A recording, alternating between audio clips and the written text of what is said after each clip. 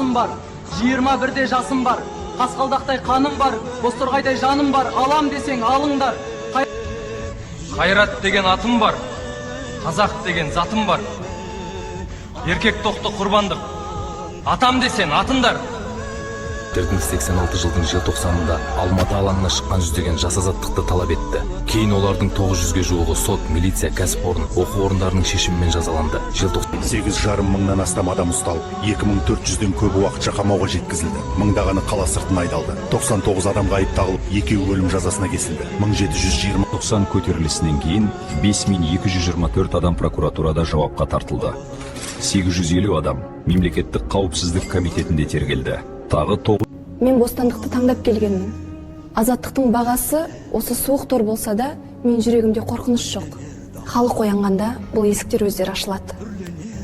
Менің арманым елімнің еркіндігі. Балалардың бақыты үшін басымды беруге дайынмын. Мен тірі тұрғанда шындық өледі деп ойламаңдар. Залдақтай арулар